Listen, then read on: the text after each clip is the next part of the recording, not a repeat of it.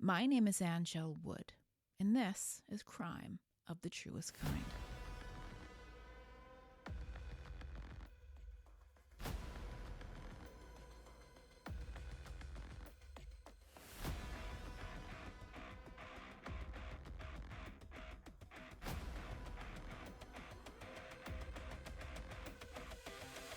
Well, to say it has been an interesting couple of weeks is quite the understatement. Our live shows have become pretty great. What I mean is they're special, intimate, interactive, a meetup of listeners and, local crime aficionados. People bring their own stories, which are also great to hear. I met several people at the last Off Cabot show who had connections to some of the cases that I spoke about, including the family members of one of the cases included in the show. I had a few moments. We felt some feelings. I went back and forth with what I should include and what should go out of this live show segment. Starting with the inaudible parts of the recording that weren't intended for sharing. I did some editing to make it a little bit more palatable to you, the listener. It's heavy subject matter, but important information to share, and the shows are really lovely, and I've enjoyed doing them. So I have split this in two parts. I have included the presentation, and the second half is the Q&A, where we were able to capture almost all of the audio, which is tough with a room full of people. Information about all of the cases I cover posted at crimeofthetruestkind.com on the episodes page, including the slides that were used as part of the presentation. If you want the entire feed, it's available for patrons on Patreon, unedited in all its glory. Thank you to all our patrons on Patreon, including Lisa McColgan, Superstar EP, and our friends who support via Give the Dog a Bone, Drop a Tip in the Jar. You are truly and actually giving my spoiled dogs a bone. My name is Angel Wood. This is Crime of the Truest Kind, Massachusetts and New England crime stories. Follow the show at Crime of the Truest Kind. Tell your friends about it. Share it on social media. Leave a 5-star rating and review on Apple Podcasts. I would be most appreciative. People ask me pretty regularly when a new live show will be scheduled. Nothing for the remainder of this year. I definitely have new things in store for 2025, including other locations, and I welcome your suggestions. I split the live show in two parts. This is part 1, the presentation. Part 2, you will see, is the bonus, including the Q&A. Episode 74, North Shore Crime Cases, recorded live at Off Cabot in Beverly, Massachusetts.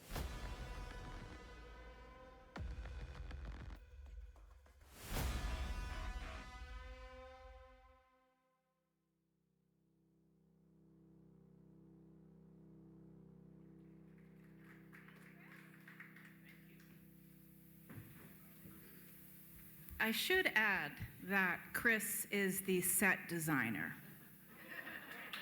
And I did not bring these feathers from home. But you are extraordinary. Never forget it. All right, well, thank you, everybody, for being here. And so many of you have never been to Off Cabot before. Thank you for coming.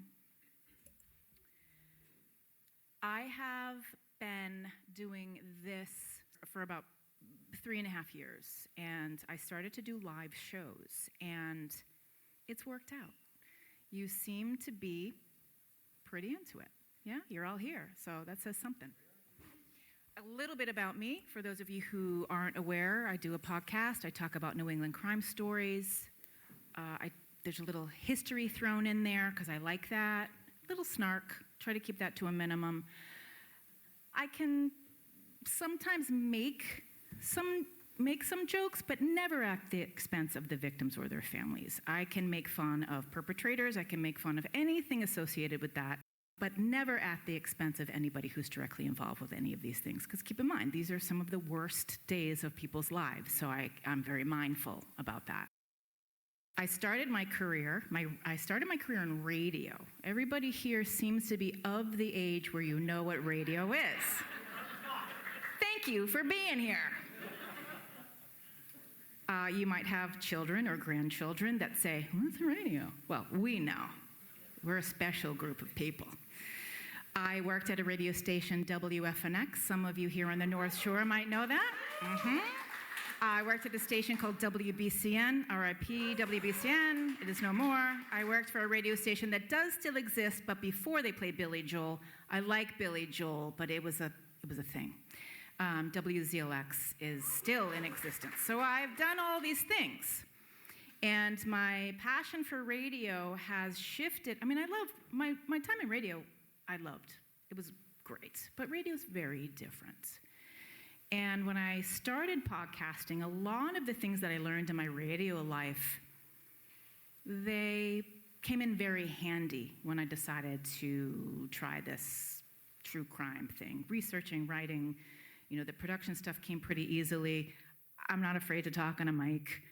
And I love New England. So being able to do all of these things together, it was really great. And then I started learning about advocacy and what that is. Because when I first started doing true crime, I was probably like a lot of you. I consumed all of it. I love, nonfiction, read the books, watched the documentaries. I still do, Netflix, all of these things, but I didn't really understand everything that it entailed. And when I say that, I mean the impact of what happens to the people that are in these stories. These are not our stories. We borrow these stories, and we should take very good care of them. So when I talk about these cases, I try to do it very respectfully, and I try to learn from all of it. So am I the kind of podcaster who wants to crack a case? Well, sure, I would love to be able to help a case, but I'm not an investigator.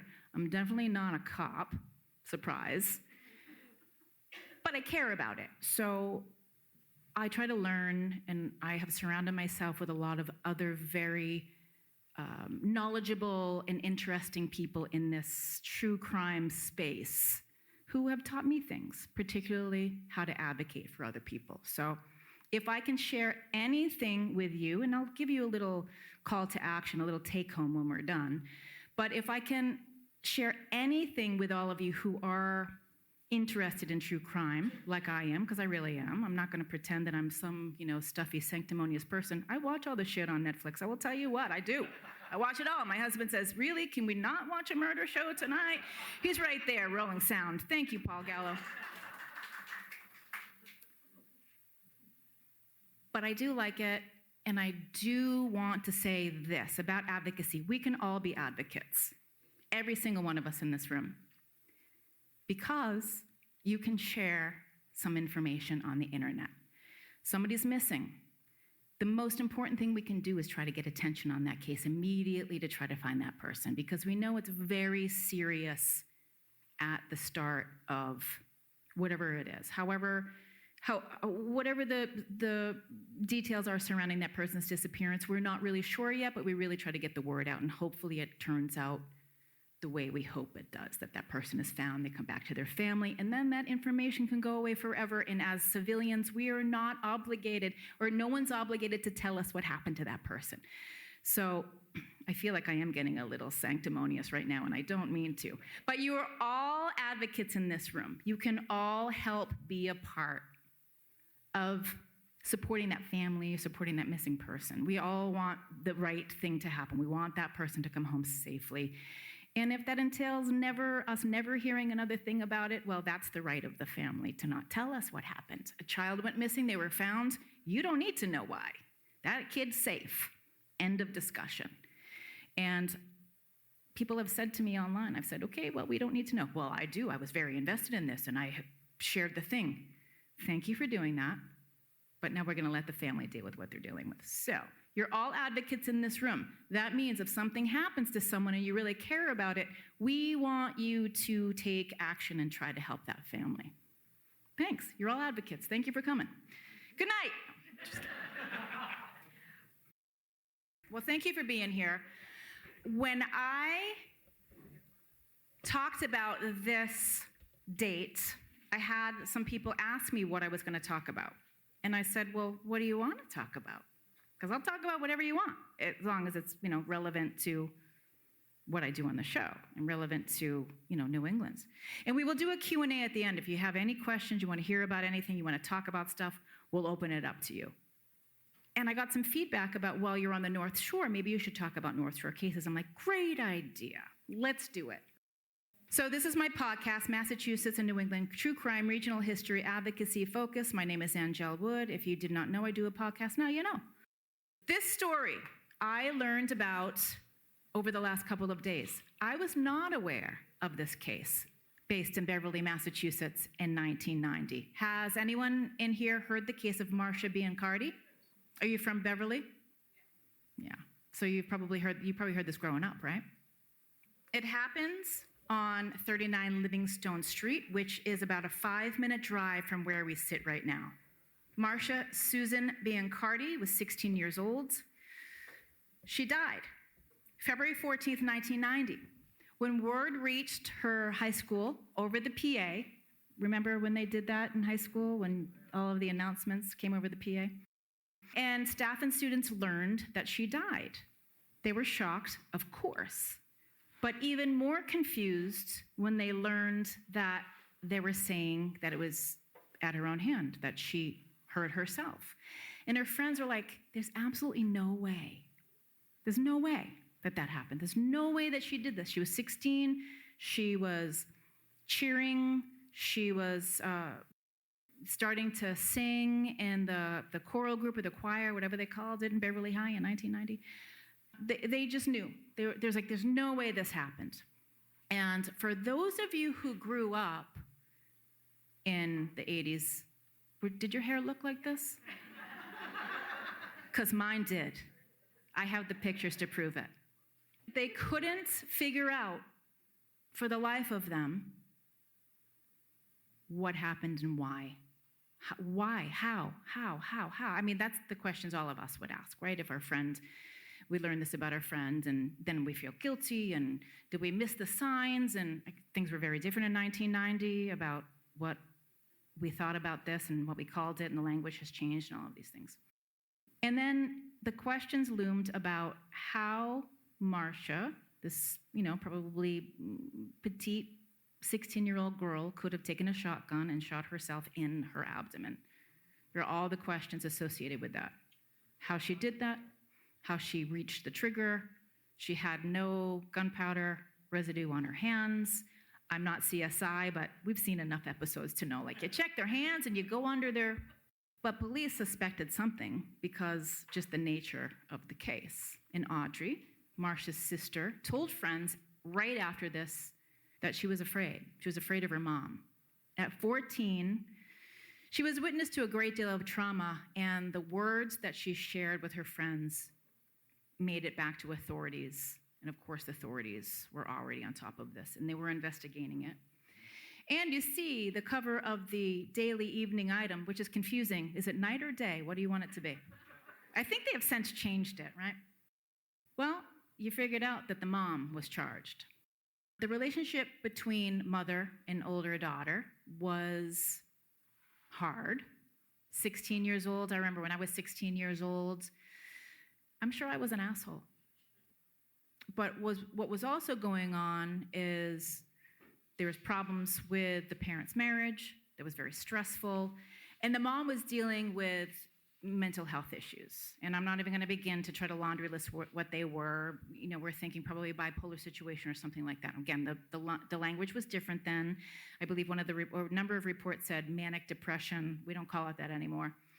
Susan Biancardi was just 42. Imagine this for a minute. 42 seems so young to get arrested and go to prison.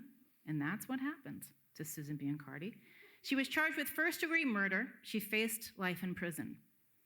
Her surviving daughter stood by her mom because she believed that her mom was very sick, and she thought that if she could get her mom help, maybe that would change the situation and she would still have her mom.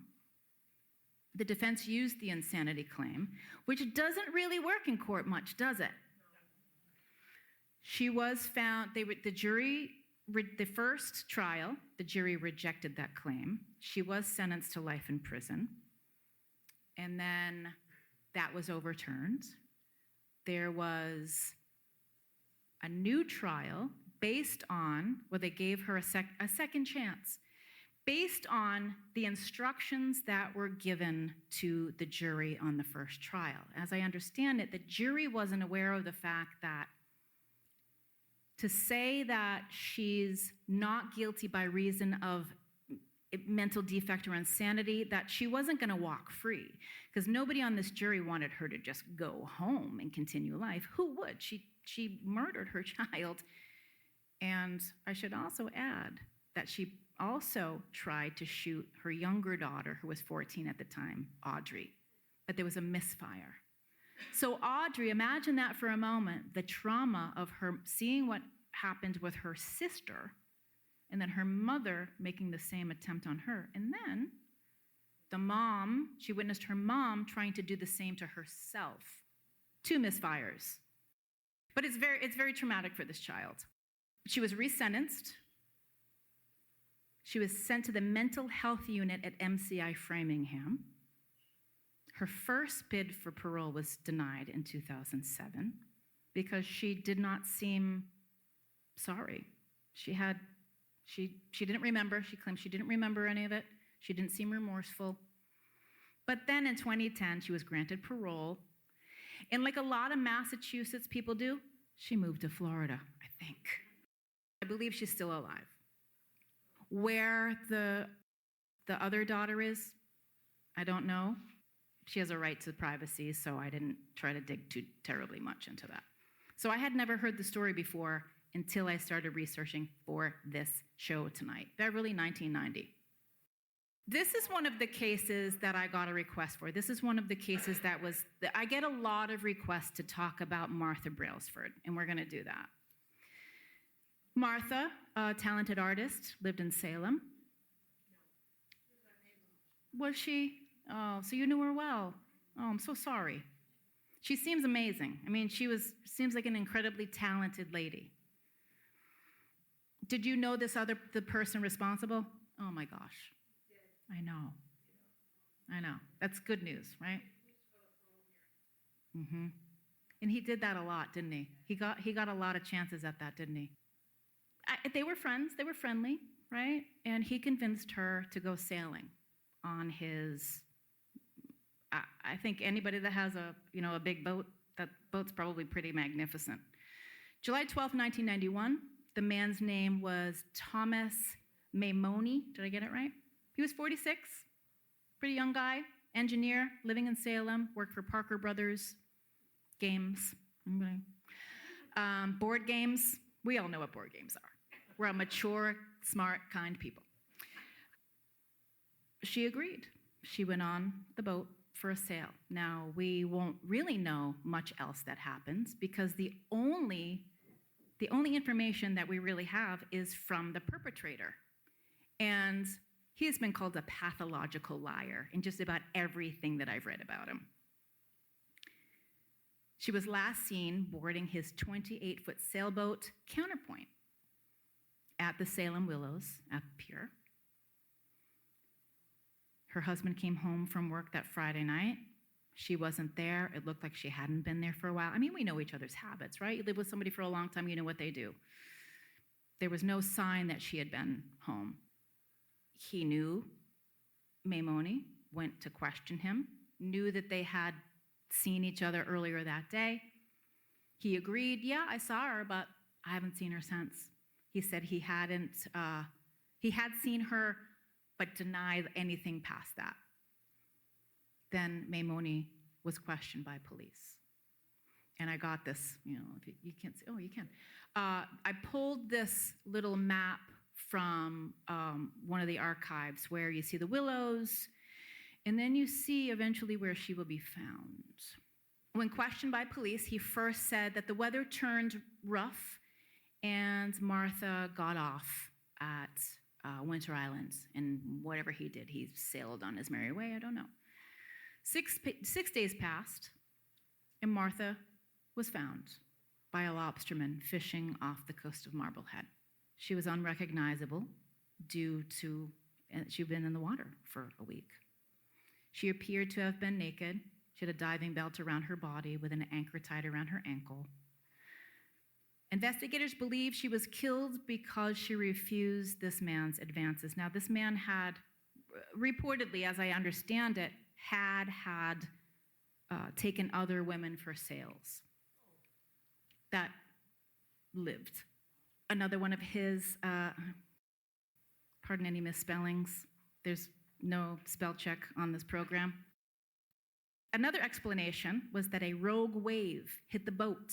The mast hit Martha, and she fell overboard. I don't know. I've never sailed a sailboat, surprise, in Salem Harbor, but does a rogue wave just well up in Salem Harbor? Anybody here who's nautical can please tell me that that's the case?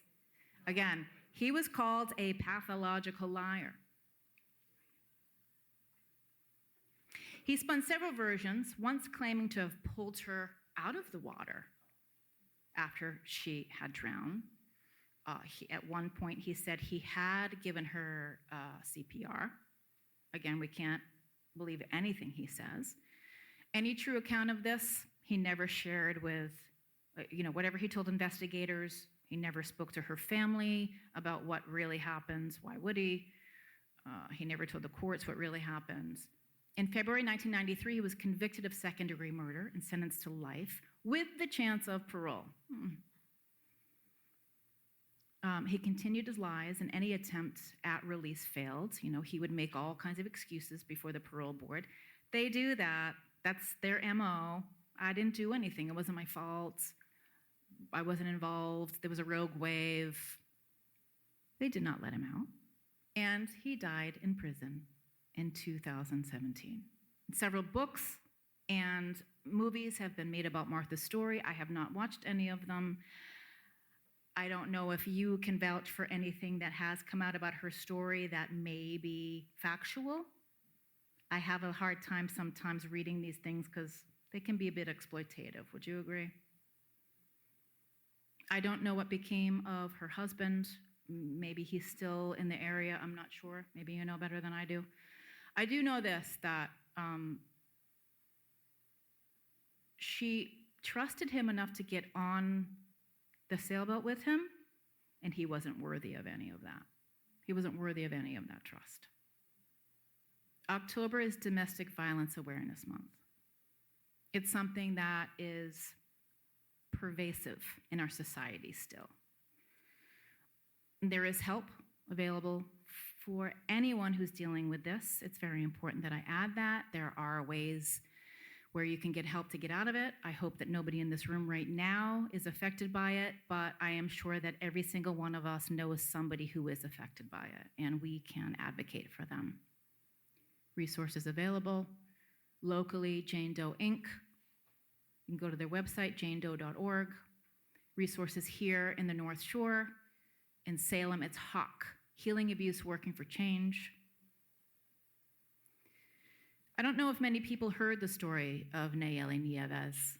She died last year in Salem. 20 years old, it is believed that she was killed on or around August 5th inside her 12 Pope Street apartment. Family members were concerned when they hadn't heard from her after about a week. A man named Pablo Vicente, 33 years old, her boyfriends and father of her 2 kids. I know what you're thinking. She was 20, he was 33. What the actual fuck? Because I said the exact same thing.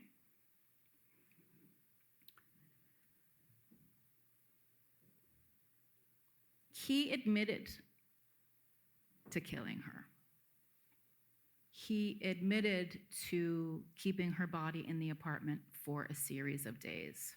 about 3 days, before wrapping her up, bringing her out to the dumpster, and throwing her away. Her family would rather that not be the case. Her family is still looking for her. It's been over a year, and she has not been found.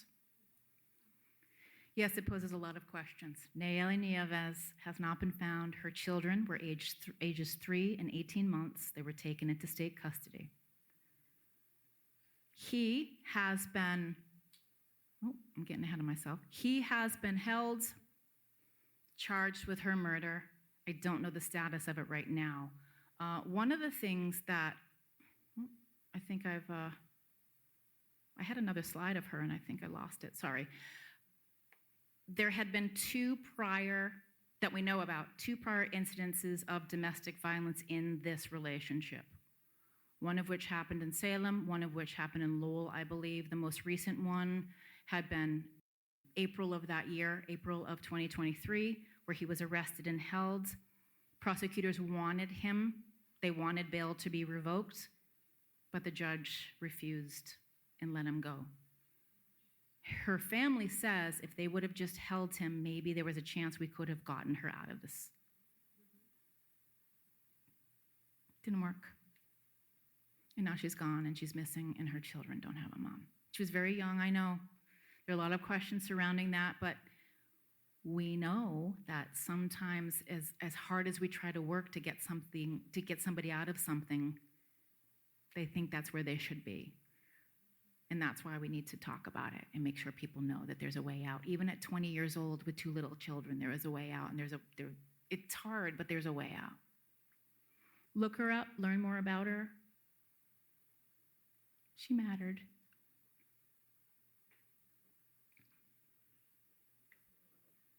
We know this one, right? I always get a little emotional, sorry. This is a tough one, because this is another young woman. Amy Carnevale lived in Beverly. She went to Beverly High. She was a cheerleader. She was on her way. She was a kid. She met this boy. They started dating. You know, I don't know, I don't have an experience being 14 years old and feeling I was madly in love with somebody and thought we were going to be together forever. At 14, I think I was still roller skating and, I don't know, probably watching cartoons. I mean, they had this on-again, off-again association. I don't want to call it a relationship because when you're that age, there's nothing really, I don't really feel like you have any idea what romantic love is. Maybe in the olden days when people got married at that very young age. I don't know what her family knew. I don't know what her family knew about what was going on. She was very, very young, but nobody else is responsible for what happened to her but the person who harmed her. Amy's not responsible. Her family's not responsible. As much as they may feel responsibility, of course, I don't blame anybody but the person who did this. She met a boy in school named Jamie Fuller. He was 16. They had this on and off association. And he had been pretty open about his intent. He had planned to hurt her and told people about it. And then he acted on that plan. August 23rd, 1991, he lured Amy away from her home under the guise of wanting a haircut. And yes, it was 1991, and he had a mullet. You can see it in the research. But it was 1991. But she was very talented, and she was really interested in being a hairstylist, and that was her, sort of her dream at that age was to do that. And he knew that, so he used that information to lure her. And she agreed to go see him. She agreed to give him a haircut, and he and some of his friends, she came to their house. He and some friends were there at his house in Beverly. And then he, somehow, got her to go on a walk. They went into the woods. He stabbed her viciously, many, many, many times. Details of which came out. The brutality in what he did is just unspeakable. She was 14 years old. He was very young too, 16. It just, I can't put myself in that mindset. Who could? And her pleas angered him. So he brutalized her even more. And he left her there. He left her there and then returned to friends. His friends didn't think he would actually do it. He's like, oh, I did it. Basically, come and see what I did. They returned, wrapped up her body, put her in the car, and drove her to Shoe Ponds, where they weighted her down and dumped her in the water. She was missing. Her family was concerned. Now, of course, he denied any involvement in that. He would be arrested, charged, convicted of life in prison without the chance of parole at 16 years old. And then his mother and her boyfriend concocted a plan to break him out of prison. They all got caught, yes. He had some idea where, I don't know who thought of it, they're all brain surgeons clearly.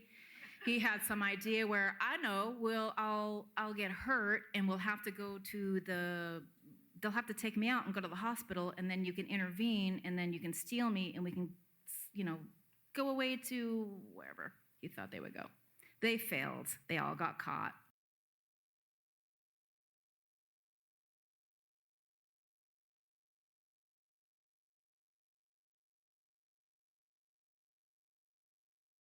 The mom went to jail. The boyfriend clearly got in trouble too. But it doesn't stop there. You think this guy's going to go to prison forever and he's never going to get out. And then the Massachusetts Supreme Judicial Court changed the ruling on juvenile lifers. And this is something that I've learned quite a lot about over the last several months.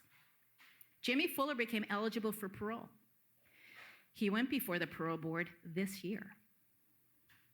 He was denied in August, right around the anniversary of Amy's murder.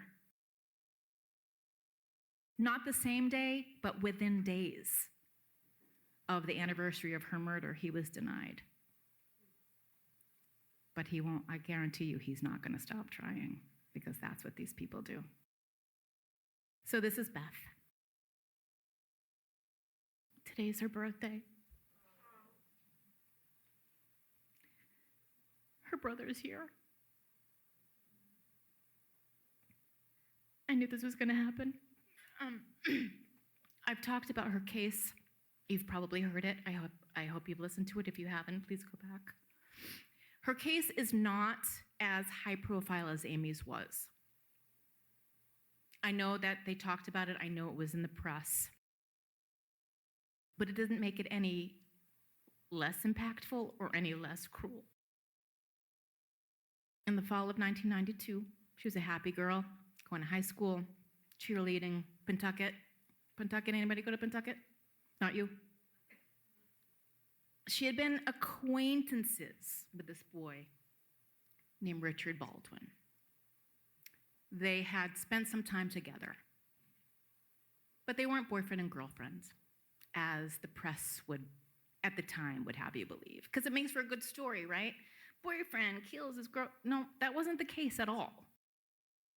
The boy had gone to school with Beth and other, Beth's sisters. So people knew him in the circle, right? They had a neighbor that knew them. They had a mutual friend, the neighbor. But then Baldwin moved away. He had a shitty family. We've heard that story, right? He was depressed, whatever the case. And then he and Beth had hung out. They didn't date. They were not boyfriend and girlfriends. And then they had spent some time together, Beth, Baldwin, and the neighbor. They went to the mall, Rockingham Mall, I think, right? The day before, on November 17th. He had, for whatever reason, developed some sort of idea in his head that they had a relationship.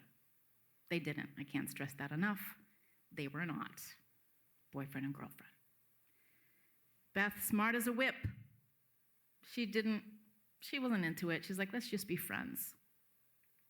She was a kid. None of us were into romantic love then. We didn't know what romantic love was, right? If you were romantically in love with someone at 15 years old, okay. He wasn't romantically in love, by the way. He was demented.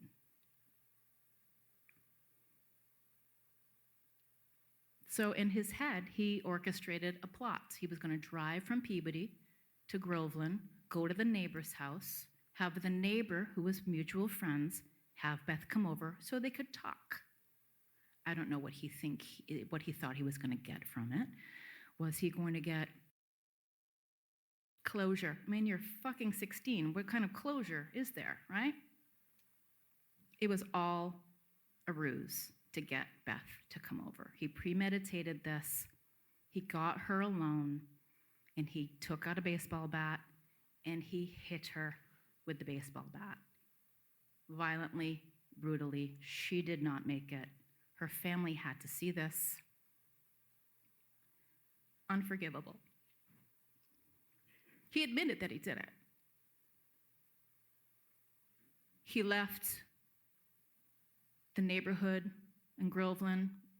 The high school was very close. Pentucket was very close. He went over there. I guess he ate pills, drank booze, and was supposedly going to kill himself, had second thoughts, went into the school, talked to some of the staffers there, the principal, I think, called the ambulance. He went to Hale Hospital at the time. Hale Hospital doesn't exist anymore.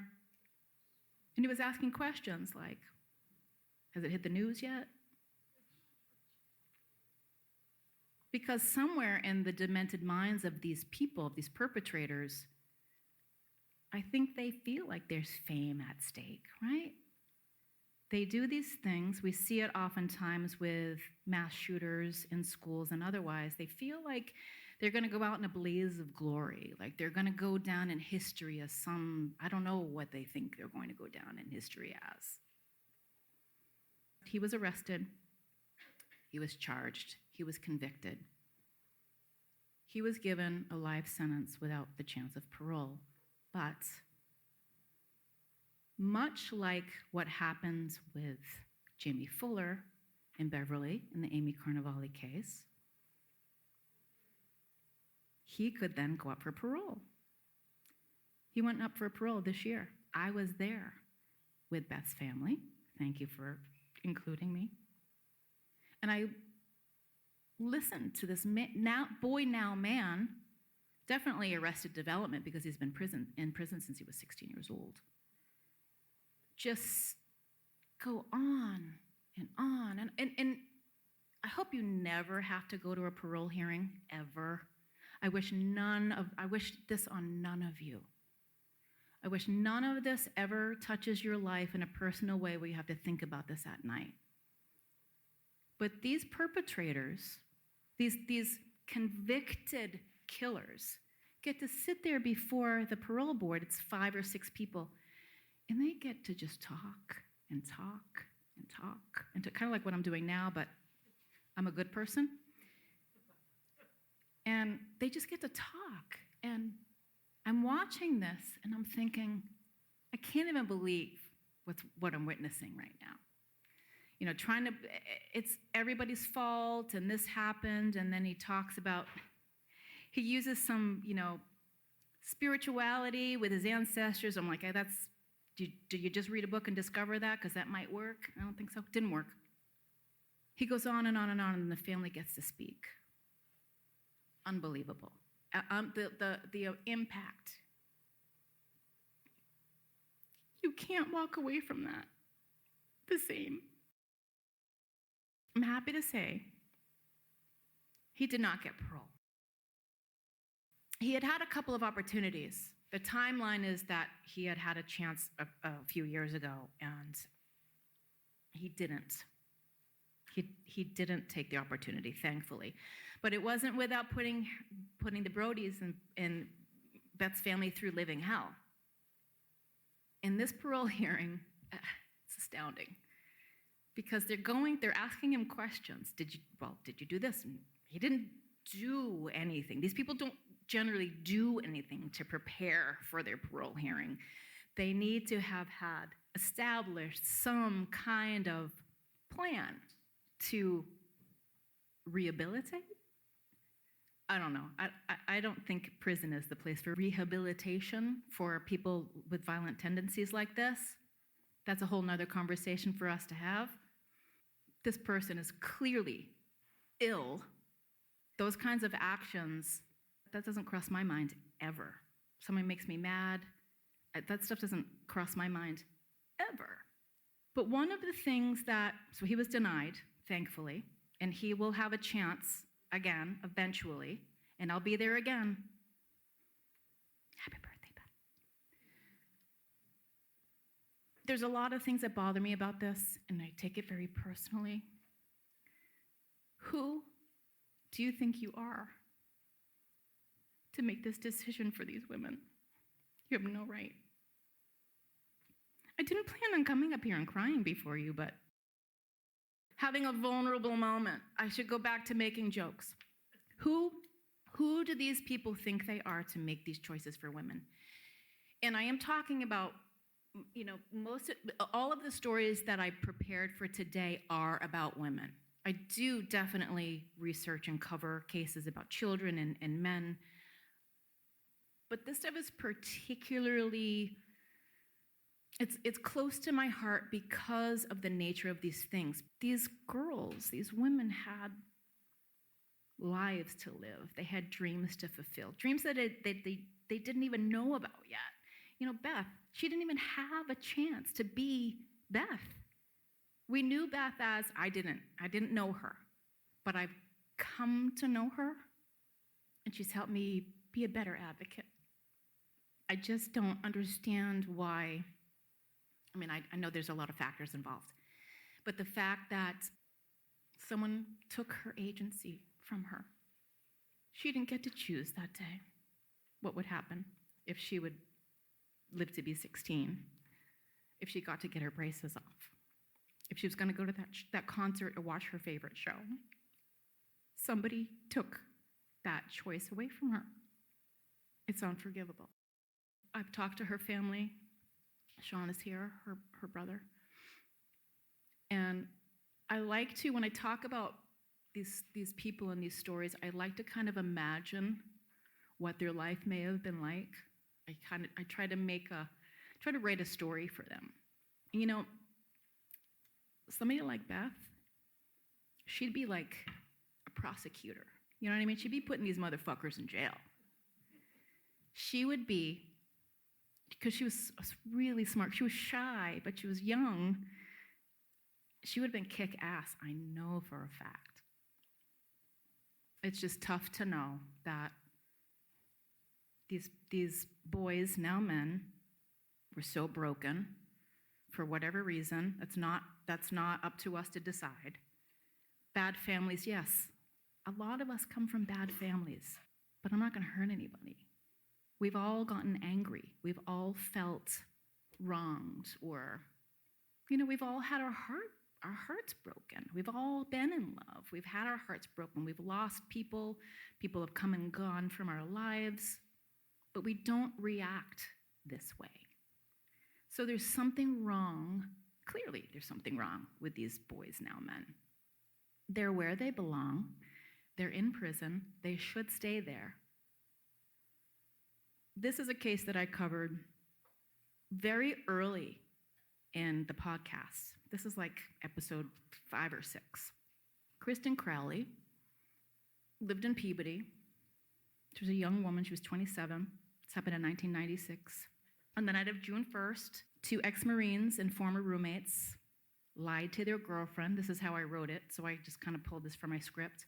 Lied to their girlfriends and headed to the local strip club where they spent hours drinking and propositioning the dancers. It was the Golden Banana. You been? Yeah. Did they? Well, it seems right. They left. They failed to convince any of the women who worked at the club to leave with them. They happened upon this stunning young woman, Kristen.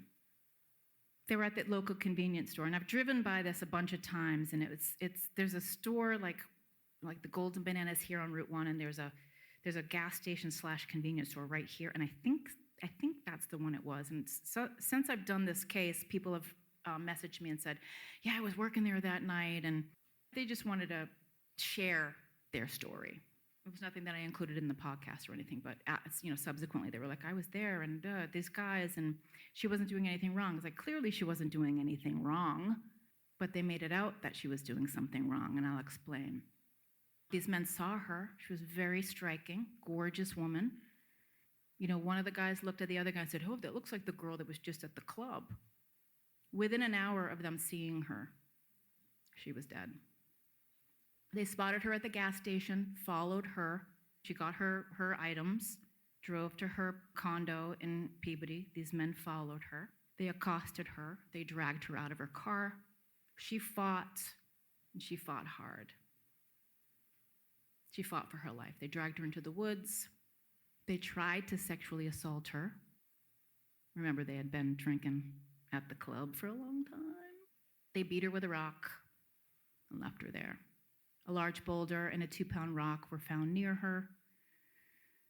Both were covered entirely with blood. There were pieces of her hair, very obvious signs of a struggle.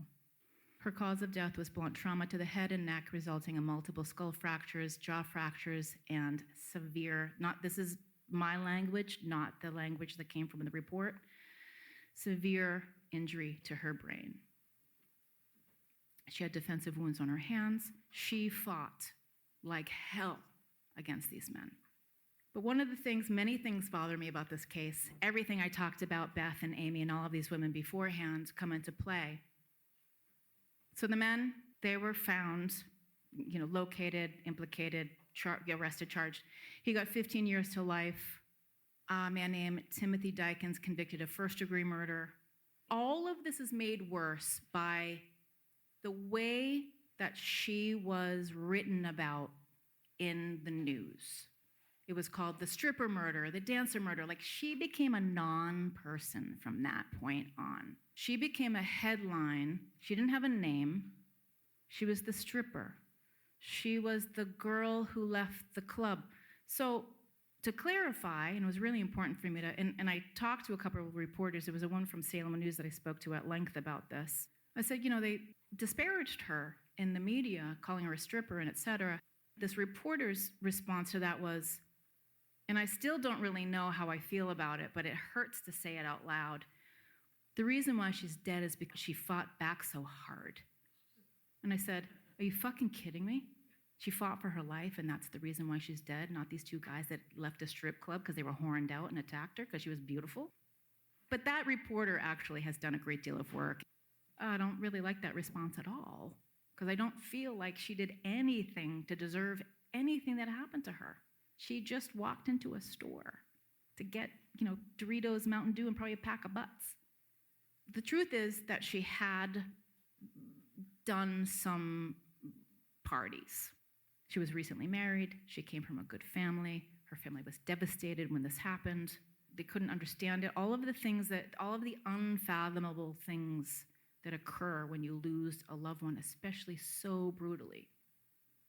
But again, this is another case of these men deciding what was going to happen to her that night. She fought and she lost because of these men deciding that they wanted to take from her what she didn't want to give them. So Keegan died trying to be paroled. Oh, that's too bad. Dykins, I don't really know what happened to him. I believe he's still in jail. I'm going to use my line, tick-tock, motherfucker, because your time is coming. I don't want any of these people to get out of prison. They're unworthy for society. Have you rehabilitated? Very personal feelings that I'm sharing with you clearly.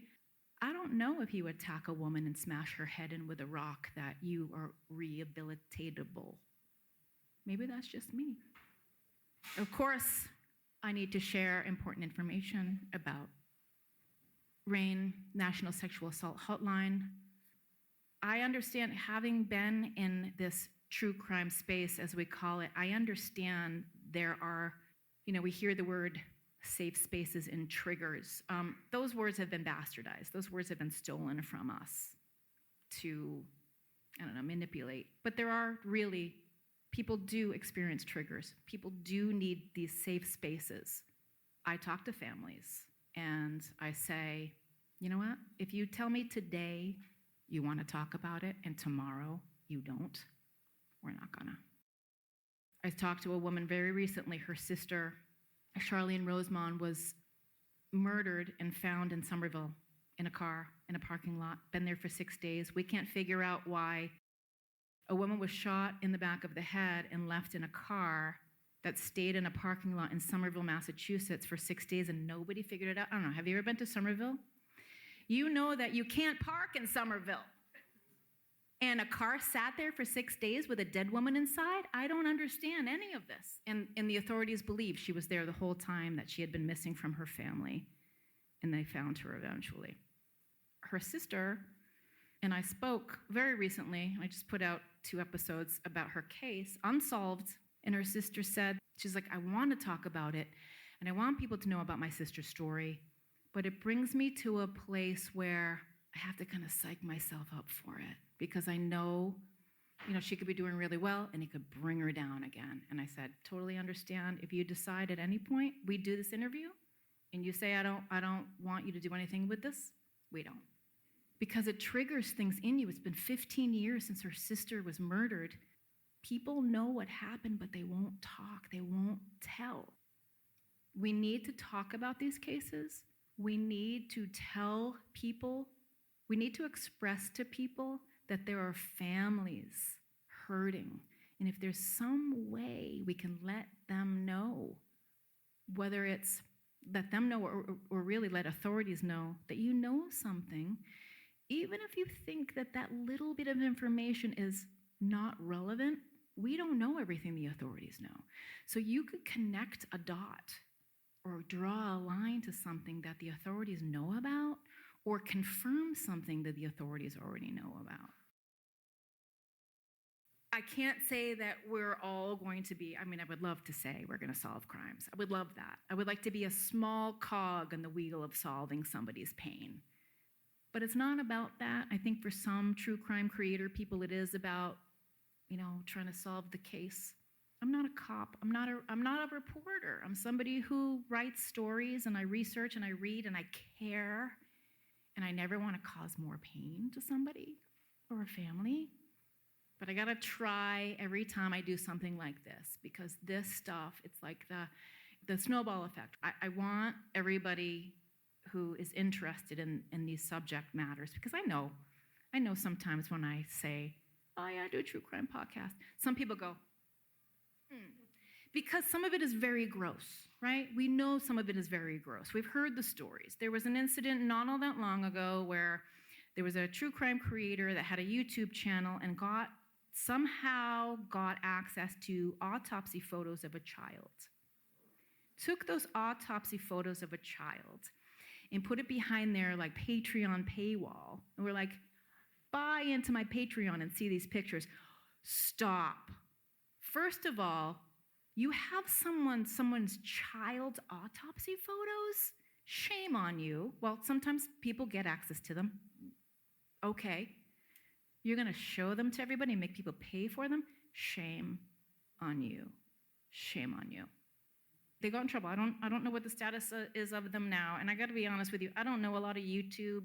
I have one friend who we kind of started out together, and she started to do a YouTube channel. She's incredible. She's smart. She's resourceful, and she digs in, and she's factual, and she's legitimate. Can't speak to. You can tell me otherwise. I don't sit and watch a lot of YouTube stuff, but some of this stuff is just very gross and opportunistic and exploitative, and I don't want to be like that. But when you see a story of like that, where someone is using someone's pain, and we could accuse everybody. You could accuse me of using someone's pain. I can handle it, right? I work really hard to not be that person. When I started the show and I said, these stories aren't ours. We're borrowing these stories, and it's like It's like when I brought my puppy home, she was this big, and I thought, you're like a little baby bird, and I'm going to break you. You have to be very careful with these stories because there's so much more at stake with these people, these families, these lives. And I hope none of you ever, and I'm sorry that you lost your friend. I'm sorry that you even know the pain of this. And Beth Brodie's family, I'm sorry. It's been a long time. I hope that you've learned and healed, and it makes you compassionate too. It's not a game. And that's how I try to look at this. I started very differently. I started being a radio DJ where everything was a joke and everything was, I just want to get the laugh. And I still do want to get the laugh, but not at the expense of any of these people or any of these emotions or any of these cases. I hope that comes off when I do this, right? I hope you recognize that when you listen to me. So there are a number of other cases that I listed that I had hoped to get to. I just couldn't. Claire Gravel, Beverly, Callie Harrison, Rockport. Callie Harrison is the little girl who went missing from the beach. She was a toddler.